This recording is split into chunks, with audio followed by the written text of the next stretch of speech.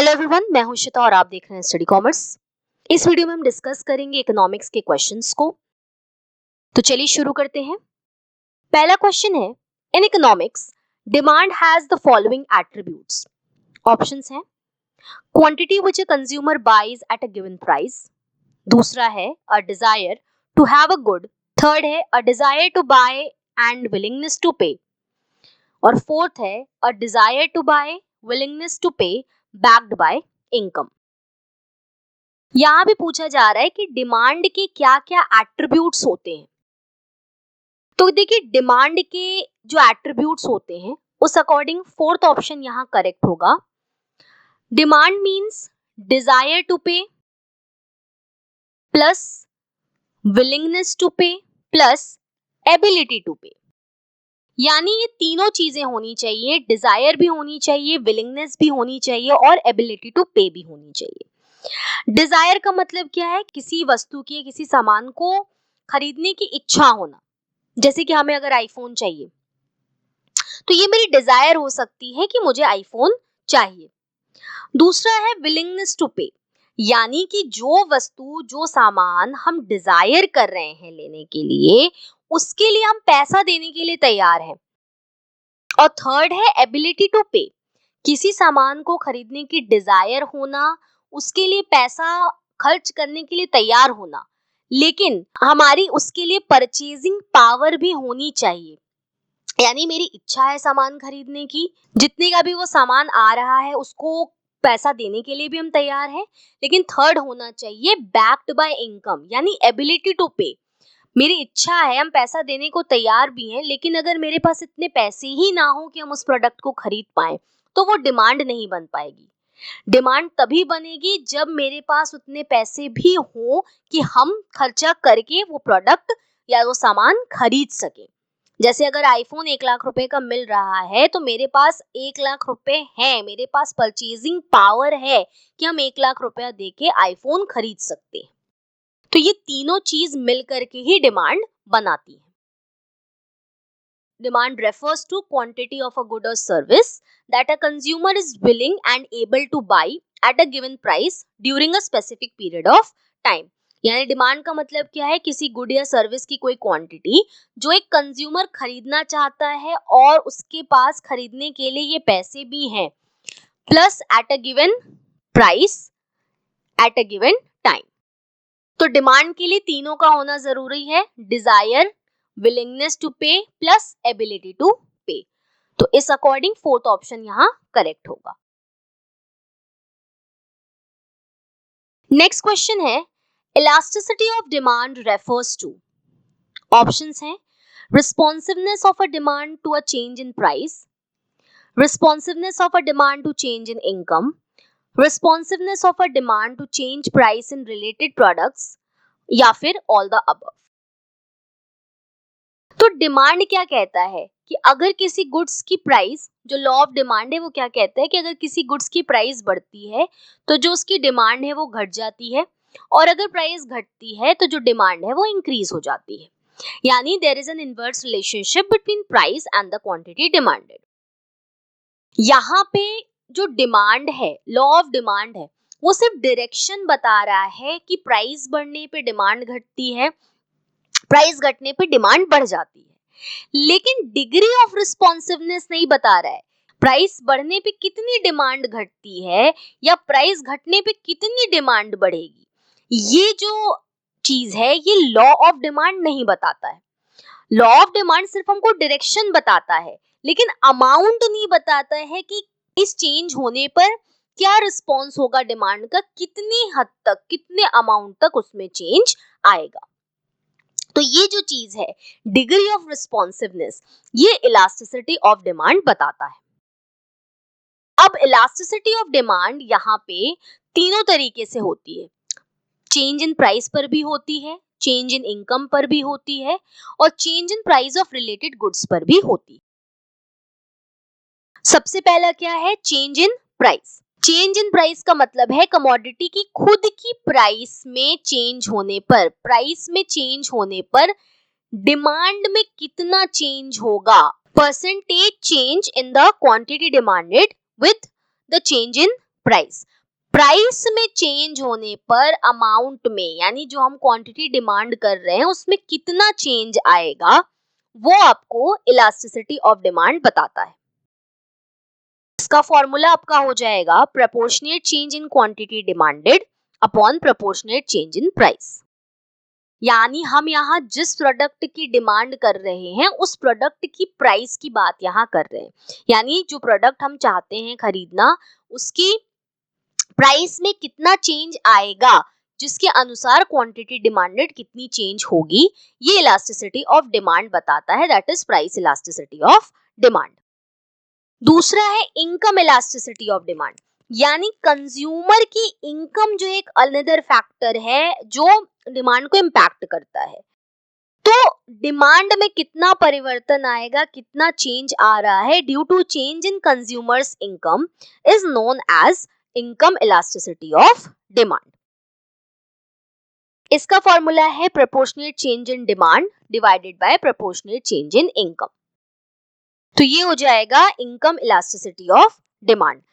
जैसे अगर 20% इंक्रीज है इनकम में, उसकी वजह से 30% डिमांड में चेंज हो रहा है, यानी इनकम बढ़ रही है तो डिमांड उसके रिस्पॉन्स में बढ़ जाएगा।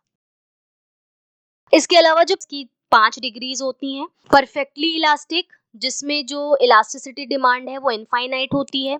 दूसरा है आपका हाईली इलास्टिक, जिसमें जो इलास्टिसिटी होती है वो 1 से ज्यादा होती है। थर्ड है यूनिट इलास्टिसिटी ऑफ डिमांड, जिसमें इलास्टिसिटी ऑफ डिमांड 1 के बराबर होती है।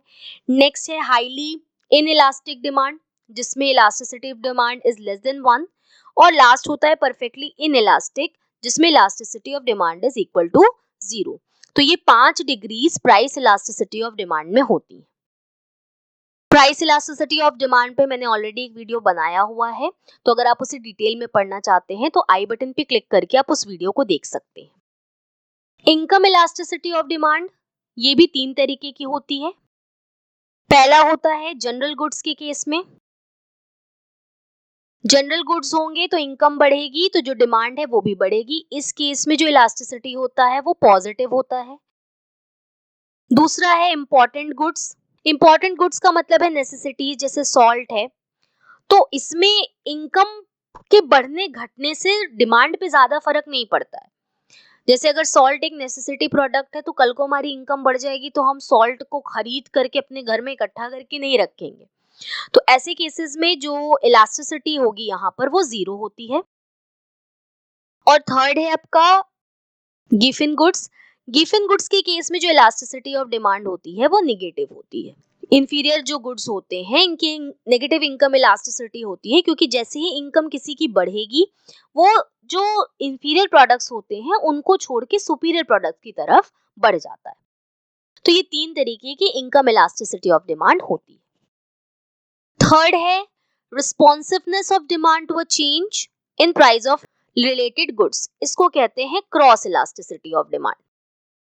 क्रॉस इलास्टिसिटी ऑफ डिमांड, इसका जो कॉन्सेप्ट है वो मूरे ने दिया है। ये फर्स्ट टाइम मूरे ने दिया था, और इस कॉन्सेप्ट को जो डेवलपमेंट है, this concept was developed by Robert tiffin. जो रिलेटेड गुड्स हैं इनके केस में क्या होगा, 2 गुड्स होते हैं, एक आपका सब्स्टिट्यूट गुड्स हो जाएंगे और दूसरे हो जाएंगे कॉम्प्लीमेंट्री गुड्स। तो सब्स्टिट्यूट गुड्स वो गुड्स होते हैं जो एक दूसरे के प्लेस पे यूज किए जाते हैं। जैसे अगर हम एग्जांपल ले लें टी और कॉफी का, तो इसके केस में क्या होगा, एक गुड्स की प्राइस अगर बढ़ जाती है तो दूसरे गुड्स की जो डिमांड है वो भी बढ़ जाती है, यानी यहाँ पर पॉजिटिव रिलेशन है। रीजन बिहाइंड, टी की अगर प्राइस बढ़ गई लेकिन कॉफी की प्राइस अभी भी वही पुरानी है, तो डिमांड कॉफी की बढ़ जाएगी, लोग टी से कॉफी पे शिफ्ट हो जाएंगे। तो इस केस में जो इलास्टिसिटी ऑफ डिमांड होती है वो पॉजिटिव होती है, क्योंकि यहाँ पर जो रिलेशन है वो पॉजिटिव है। वहीं दूसरी तरफ जो कॉम्प्लीमेंट्री गुड्स हैं, ये क्या होते हैं, एक दूसरे के साथ यूज किए जाते हैं। जैसे आपका पेन एंड इंक है, ये दोनों एक दूसरे के साथ यूज किए जाते हैं। अगर पेन की प्राइस बढ़ेगी तो इंक की डिमांड जो होगी वो कम हो जाएगी। रीजन बिहाइंड, पेन की प्राइस बढ़ेगी तो लोग कम पेन खरीदेंगे, तो इंक की डिमांड भी कम हो जाएगी। कार, पेट्रोल, ये भी कॉम्प्लीमेंट्री गुड्स होते हैं। तो इनके केस में जो डिमांड होगा, यहाँ पर जो इलास्टिसिटी है वो नेगेटिव होगी। क्रॉस इलास्टिसिटी ऑफ डिमांड का मतलब है कि जो रिलेटेड गुड्स हैं उनकी प्राइस में चेंज होने की वजह से डिमांड में दूसरे गुड्स की कितना चेंज आ रहा है, ये आपका क्रॉस इलास्टिसिटी ऑफ डिमांड बताता है। इसका फॉर्मूला हो जाएगा proportionate change in quantity demanded of X commodity divided by proportionate change in the price of Y commodity. तो देखिए इलास्टिसिटी ऑफ डिमांड तीनों तरीके से होती है, चेंज इन प्राइस पर भी होती है यानी प्राइस इलास्टिसिटी ऑफ डिमांड भी होती है, इनकम इलास्टिसिटी ऑफ डिमांड भी होती है और क्रॉस इलास्टिसिटी ऑफ डिमांड भी होती है। तो यहाँ पर फोर्थ ऑप्शन करेक्ट होगा, all the above. Next question है, given that x and y are two complementary goods, if price of y falls, how would demand of x change? Options हैं, it will fall, second है it will increase, third है it will remain constant और fourth है it will become zero। तो जैसा कि अभी हमने प्रीवियस क्वेश्चन में पढ़ा था कि कॉम्प्लीमेंट्री गुड्स वो गुड्स होते हैं जो एक दूसरे के साथ में यूज किए जाते हैं, they are used together. For example, car and petrol. These both are complementary goods. Now यहाँ पे दो गुड्स की बात कर रहा है X और Y की। अब कह रहा है कि अगर Y की जो प्राइस है वो कम हो जाती है, if the price of Y falls, how would demand of X change? तो चूंकि ये दोनों गुड्स क्या हैं, कॉम्प्लीमेंट्री है, साथ में यूज किए जाते हैं, लेकिन जो इनकी इलास्टिसिटी होती है वो नेगेटिव होती है, या we can say that there is inverse relationship between both the goods. तो इनवर्स रिलेशनशिप का मतलब है कि अगर y की प्राइस फॉल हो रही है तो x की डिमांड क्या होगी, वो बढ़ जाएगी। यानी यहाँ पर क्या हो रहा है, y की प्राइस कम हो गई है, यानी y को अब ज्यादा खरीदा जाएगा, तो उस केस में जो डिमांड होगी दूसरे कॉम्प्लीमेंट्री गुड्स की वो भी बढ़ जाएगी। रीजन बिहाइंड ये दोनों साथ में ही यूज किए जा रहे हैं। जैसे कार और पेट्रोल है, मान लीजिए कार की प्राइस में कमी आ जाती है तो लोग ज्यादा कार खरीदेंगे, अब कार ज्यादा खरीदेंगे तो पेट्रोल भी क्या होगी, ज्यादा खरीदी जाएगी, तो पेट्रोल की डिमांड भी बढ़ जाएगी। Reason behind more cars are being purchased. तो यहाँ पर सेकंड ऑप्शन करेक्ट होगा, it will increase when two goods are complementary और y की प्राइस कम हो रही है तो x की डिमांड बढ़ जाएगी। नेक्स्ट क्वेश्चन है, the rate of substitution between two goods on an indifference curve is measured by. Options है MRT, MRTS, MRS या फिर ऑल द अबव। तो देखिए इंडिफरेंस कर्व का मतलब क्या होता है, तो indifference curve explains those combination of two goods which provide equal satisfaction to consumer। यानी इंडिफरेंस कर्व पे हम दो गुड्स की बात करते हैं जो कंज्यूमर को इक्वल सेटिस्फैक्शन प्रोवाइड करती है। तो इंडिफरेंस कर्व पे जितने भी कॉम्बिनेशंस होते हैं वो इक्वल सेटिस्फैक्शन प्रोवाइड करते हैं, इसीलिए कंज्यूमर इनडिफरेंट रहता है कि कौन से कॉम्बिनेशन को वो चूज करे। अगर कंज्यूमर दो गुड्स को कंज्यूम कर रहा है, मान लीजिए एक्स और वाई, तो अगर एक गुड्स की उसको कंजम्पशन बढ़ानी है, जैसे अगर उसको x की कंजम्पशन बढ़ानी है तो उसको y की कंजम्पशन को कम करना पड़ेगा, तभी वो एक की x की कंजम्पशन को बढ़ा सकता है।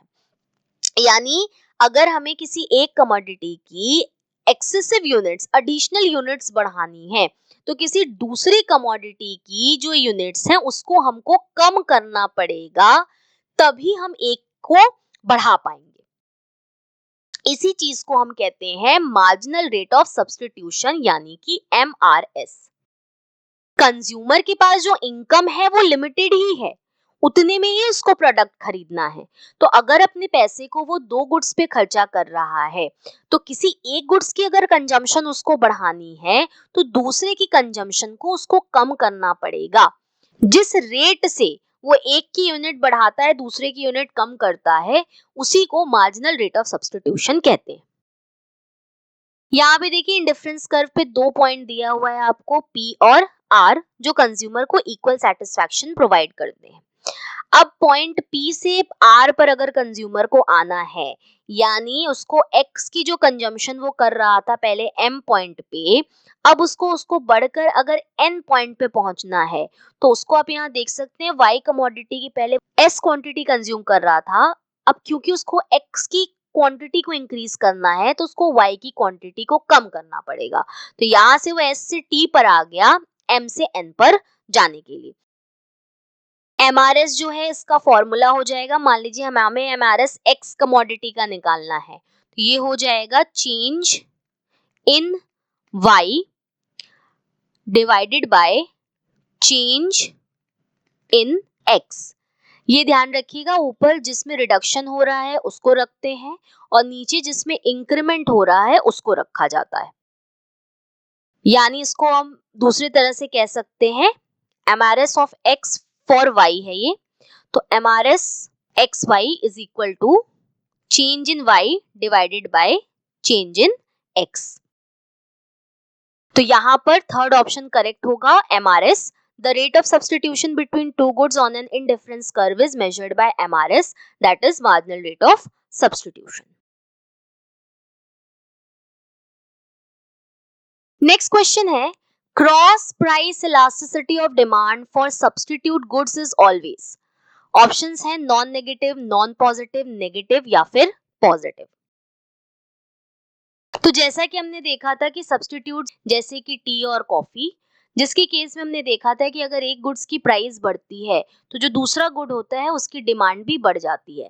That means there is a positive relationship in the cross elasticity of demand between two goods those who are substitute to each other. और कॉम्प्लीमेंट्री के केस में इनवर्स रिलेशनशिप होता है।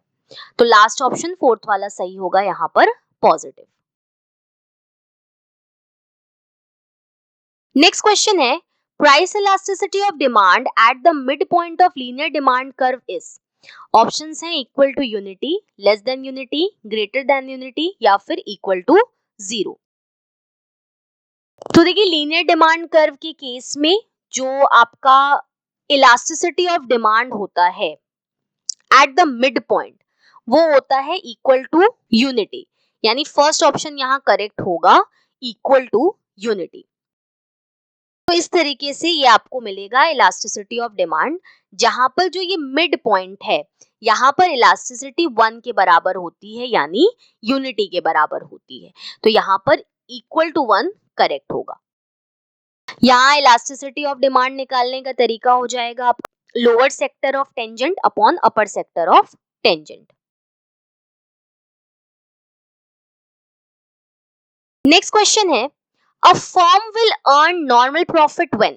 ऑप्शंस हैं total revenue is more than total cost, total revenue is equal to total cost, total revenue is less than total cost या फिर none। तो देखिए नॉर्मल प्रॉफिट का मतलब क्या होता है। नॉर्मल प्रॉफिट का यहाँ बेसिकली मतलब है कि मिनिमम प्रॉफिट अर्न करना, एटलीस्ट इतना प्रॉफिट एक प्रोड्यूसर अर्न करे कि वो अपने बिजनेस को कंटिन्यू कर सके।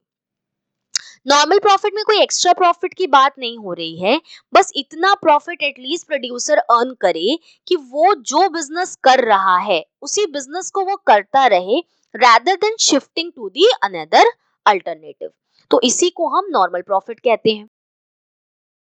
तो प्रोड्यूसर का इक्विलिब्रियम जब हमको जानना होता है तो यहाँ पर total revenue total cost approach के थ्रू हम प्रोड्यूसर के इक्विलिब्रियम को जान सकते हैं। और यहाँ ये ध्यान रखेंगे जो नॉर्मल प्रॉफिट है ये टोटल कॉस्ट में ही आपका इंक्लूडेड होता है, टीसी में ही नॉर्मल प्रॉफिट पहले से रहता है। तो प्रोड्यूसर को नॉर्मल प्रॉफिट जिस पॉइंट पे अर्न होगा वहां पे टीआर और टीसी दोनों एक दूसरे के इक्वल होंगे। तो सेकंड ऑप्शन यहाँ पे करेक्ट होगा, TR is equal to TC. यहाँ पे आप डायग्राम में देख सकते हैं कि ये टीआर की लाइन है टोटल रेवेन्यू की और ये है आपकी टोटल कॉस्ट की लाइन। तो यहाँ पर आप देख सकते हैं कि मैक्सिमम प्रॉफिट कहाँ अर्न होगा, जहां पे टीआर और टीसी के बीच का गैप मैक्सिमम होता है वहां पे मैक्सिमम प्रॉफिट अर्न होता है। और नॉर्मल प्रॉफिट यानी कि कहां पर नॉर्मल प्रॉफिट होगा, जहां पर टीआर और टीसी एक दूसरे के बराबर होते हैं, जिसको हम कह सकते हैं कि ये ब्रेक इवन पॉइंट है where revenue is equal to cost. यहाँ पे जो टीआर है वो जीरो से इसलिए स्टार्ट हुआ है क्योंकि टोटल रेवेन्यू जीरो होगा जब आउटपुट जीरो है, लेकिन टोटल कॉस्ट जीरो से ना स्टार्ट हो करके मान लीजिए ये पॉइंट सी है यहाँ से स्टार्ट हुआ है। रीजन बिहाइंड टोटल कॉस्ट जो है आपकी, इसमें आपका फिक्स कॉस्ट भी होगा प्लस वेरिएबल कॉस्ट भी होगा। तो भले आउटपुट 0 हो, उस केस में वेरिएबल कॉस्ट तो नहीं होगी, लेकिन फिक्स कॉस्ट तब भी कुछ ना कुछ रहेगी। इसलिए जो आपका टोटल कॉस्ट का पॉइंट है वो यहां से शुरू हुआ है। तो a firm will earn normal profit when TR is equal to TC.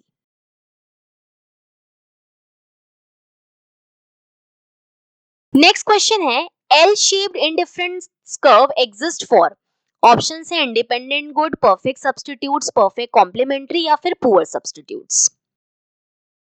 तो देखिए हमने एमआरएस पढ़ा था, जिसमें हमने देखा था कि एमआरएस मोस्टली क्या होता है, डिक्रीजिंग केस होता है, डिक्रीजिंग होता है। लेकिन कभी कभी कुछ एक्सेप्शंस भी हैं जहां पे marginal rate of substitution fall नहीं करता है, यानी कि एक गुड्स को क्वांटिटी बढ़ाने के लिए दूसरे गुड्स की क्वांटिटी को हमको कम करना पड़ता है, जिस रेट से कम करते हैं यही एमआरएस बताता है। बट कई बार ऐसा हो सकता है कुछ एक्सेप्शनल केसेस में जहां पर एमआरएस फॉल ना कर रहा हो, वही यहाँ पर आपको पूछा गया है कि एल शेप्ड अगर इंडिफरेंस कर्व है तो ये कौन सी गुड्स की बात कर रहा है। तो यहाँ पर थर्ड ऑप्शन करेक्ट होगा, परफेक्टली कॉम्प्लीमेंट्री गुड्स। अगर गुड्स परफेक्टली कॉम्प्लीमेंट्री हैं तो उस केस में जो एमआरएस होती है वो 0 हो जाती है, एमआरएस इज 0। ये यहाँ पर 90 डिग्री हो जाएगा और जो आईसी कर्व होता है वो आपका एल शेप का यहाँ पर बनता है। मान लीजिए दो गुड्स यहाँ पर ले लेते हैं हम, यहाँ पर कार ले लेते हैं और पेट्रोल ले लेते हैं। मान लीजिए ये दोनों गुड्स एक दूसरे की परफेक्टली कॉम्प्लीमेंट्री हैं, यानी यहाँ पर एमआरएस इन दोनों के बीच में 0 हो जाएगा। क्या होगा यहाँ पर, क्योंकि ये दोनों एक दूसरे के परफेक्टली कॉम्प्लीमेंट्री हैं, तो अगर एक कमोडिटी यूज नहीं की जा रही है तो दूसरी कमोडिटी की भी जो डिमांड होगी वो 0 हो जाएगी, वो कुछ भी नहीं रहेगी। क्यों ऐसा हो रहा है, क्योंकि कॉम्प्लीमेंट्री गुड्स तो एक साथ यूज किए जाते हैं, वो सब्स्टिट्यूट नहीं हो सकती कि एक की प्राइस बढ़ गई तो हम दूसरे को खरीदना शुरू कर देंगे। कॉम्प्लीमेंट्री के केस में क्या हो जाएगा, अगर एक गुड को हटा दिया जाए तो उस केस में दूसरा गुड्स अपने आप वर्थलेस हो जाता है। यानी मान लीजिए कार खरीदना बंद हो जाए तो पेट्रोल की जरूरत नहीं पड़ेगी, जितनी भी कार हैं, बाइक्स हैं जो पेट्रोल पे चलती हैं, कल को सबको बंद कर दिया जाए तो उस केस में जो पेट्रोल है उसकी रिक्वायरमेंट नहीं रह जाएगी, उसकी जरूरत नहीं पड़ेगी, वो वर्थलेस हो जाएगा।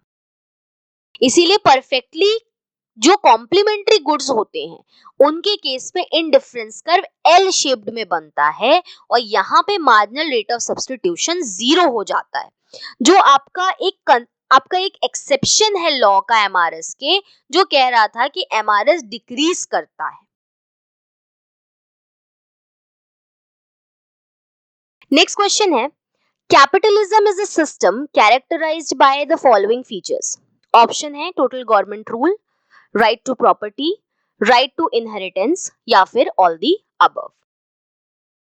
तो देखिए जो इकोनॉमिक सिस्टम है, capitalism is one of the economic system जहां पर जो मींस ऑफ प्रोडक्शन है ये प्राइवेटली ओन्ड होता है, यानी क्या गुड्स प्रोड्यूस किए जाएंगे और उसको कैसे डिस्ट्रीब्यूट किया जाएगा ये प्राइवेटली ओन्ड रहता है, प्राइवेट इंडिविजुअल्स के हाथ में होता है।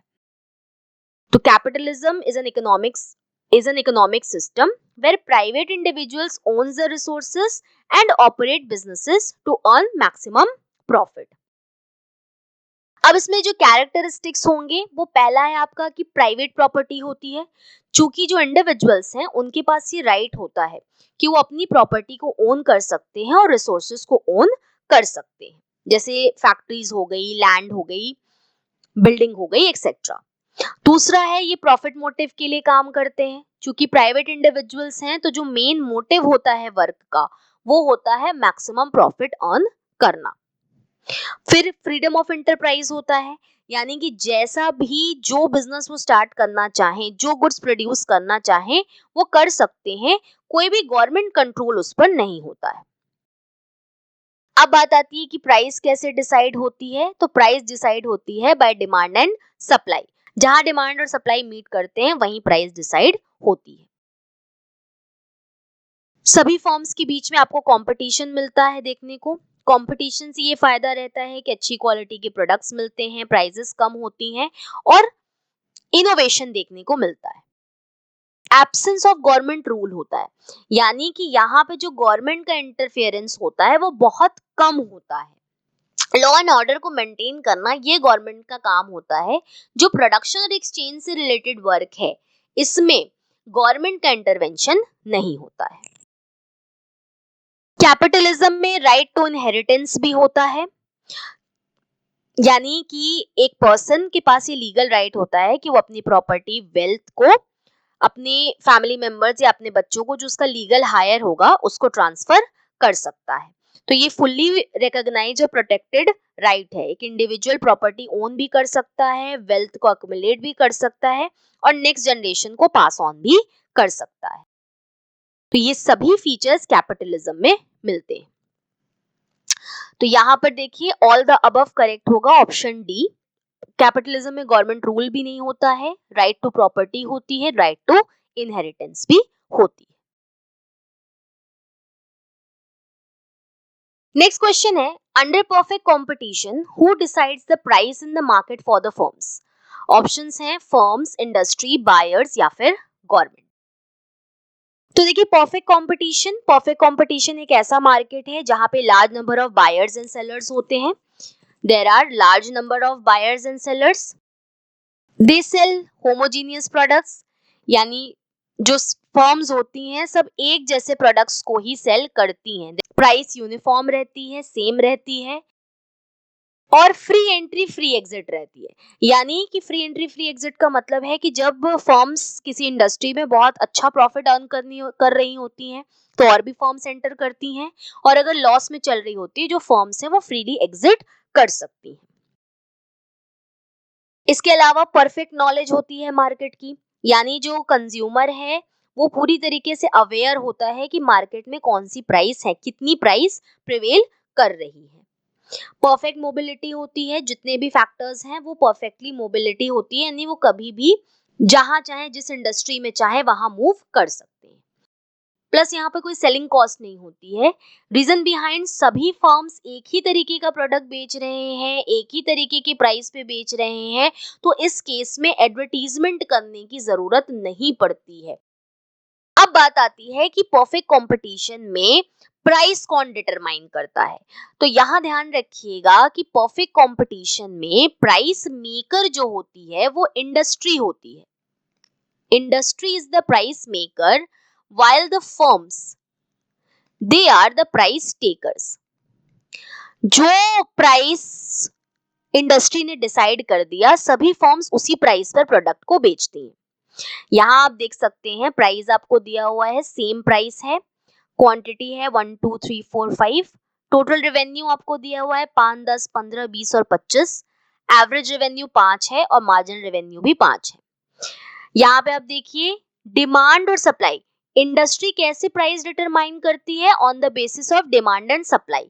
जहां पर डिमांड और सप्लाई इंटरसेक्ट करते हैं, जैसे कि यहाँ पॉइंट ई पे डिमांड और सप्लाई इंटरसेक्ट कर रहे हैं, यही प्राइस फर्म को दी जाती है और फर्म को इसी प्राइस पे प्रोडक्ट को बेचना होता है। इसीलिए परफेक्ट कंपटीशन में जो प्राइस लाइन होती है, ये क्वेश्चन भी कई बार पूछा हुआ है, प्राइस लाइन का शेप कैसा होता है? तो प्राइस लाइन यहाँ पर क्या हो जाती है आपकी horizontal line parallel to X axis. यहाँ पे हॉरिजॉन्टल लाइन देखने को मिलती है क्योंकि आप चाहे जितनी क्वांटिटी बढ़ा ले 1 2 3 4 5 जितनी यूनिट्स बढ़ा ले प्राइस सेम रहेगी, प्राइस में कोई भी परिवर्तन नहीं आएगा। इसीलिए यहाँ पर देखिए प्राइस, एवरेज रेवेन्यू और मार्जिनल रेवेन्यू तीनों ही इक्वल है। तो परफेक्ट कंपटीशन मार्केट में industry is the price maker while the firm is the price taker.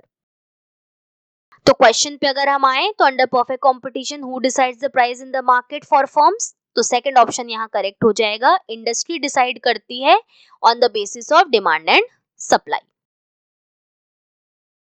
अगर आप हमारे लेक्चर्स की फ्री पीडीएफ डाउनलोड करना चाहते हैं तो आप हमें टेलीग्राम पर ज्वाइन कर सकते हैं। इससे रिलेटेड इन्फॉर्मेशन आपको डिस्क्रिप्शन बॉक्स में मिल जाएंगी या फिर इस क्यूआर कोड को स्कैन करके भी आप हमें ज्वाइन कर सकते हैं। तो आज की इस वीडियो में हमने पढ़ा इकोनॉमिक्स के क्वेश्चंस को। होपफुली चीजें आपको समझ में आई होंगी। Thank you.